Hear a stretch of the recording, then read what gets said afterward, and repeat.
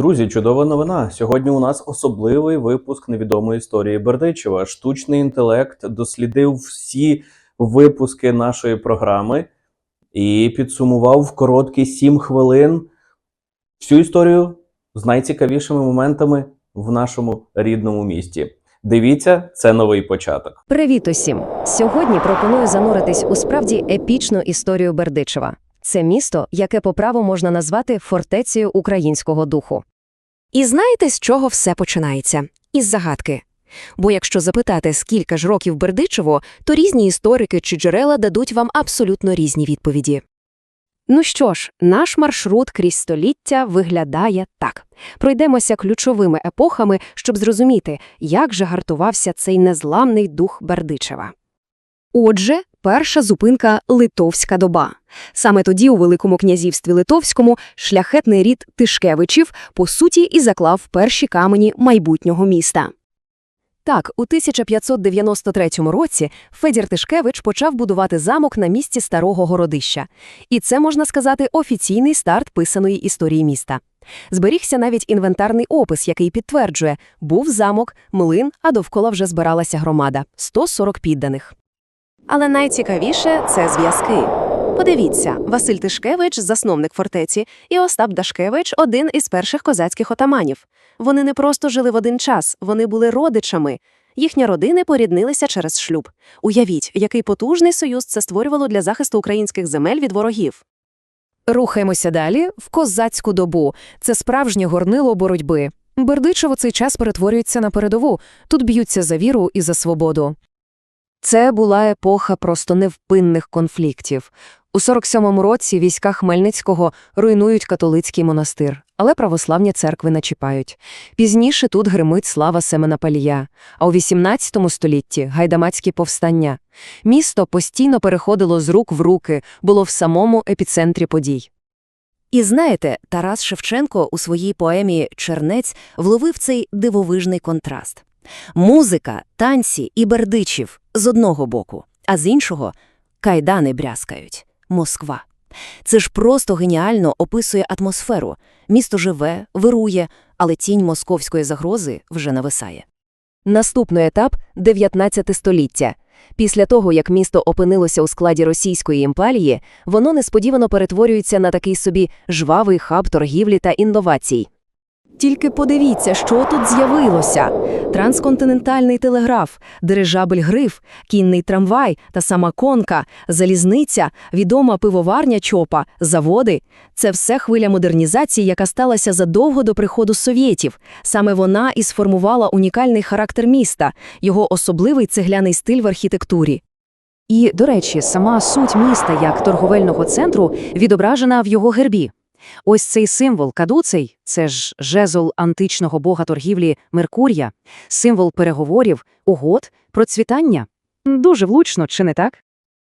А далі – початок ХХ століття. Імперії валяться, і Бердичев опиняється просто на головній сцені боротьби за незалежність України. Це справжній пантеон героїв. Тільки уявіть собі цей момент – 25 листопада 1917 року. Соборна площа. Аполлон Певний зачитує третій універсал, проголошуючи Українську Народну Республіку. Це було офіційне народження сучасної української держави, яке Бердичев відзначив одним із перших. А ще тут діяв Павло Скоропадський. Він використовував Бердичев як стратегічну базу. Саме тут він формував перший український корпус, щоб захистити регіон від більшовиків. І цей період дуже чітко показує його перетворення з російського генерала на українського державника.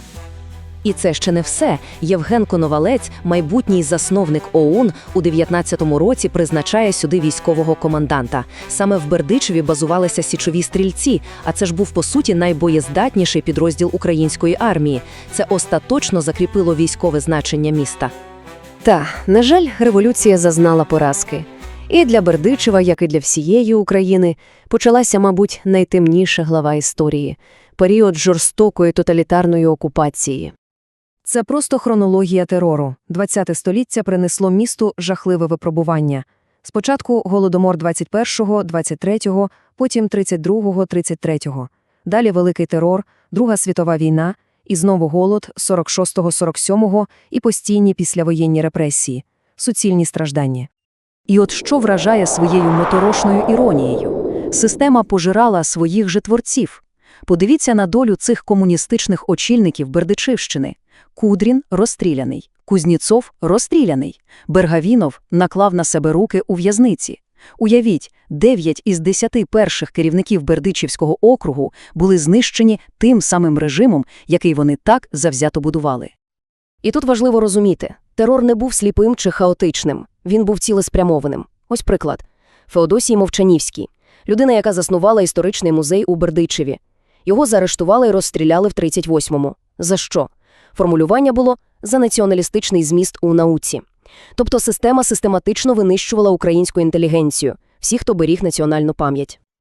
Але темрява не вічна. З відновленням незалежності України для Бердичева починається абсолютно нова ера. Ера надії, відродження та оновлення. І сьогодні місто живе, воно активно працює над тим, щоб повернути собі свою справжню спадщину.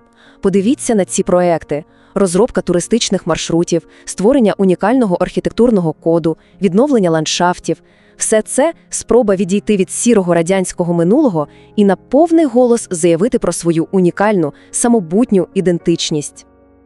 Взагалі, вся історія Бердичева – це ж потужне свідчення неймовірної стійкості. Свідоцтво того, як місто століттями боролося за свою українську ідентичність і відбудовувало її попри всі окупації. Від цієї першої фортеці Тишкевичів і до сьогоднішнього дня дух незламності був і залишається головною рисою Бердичева.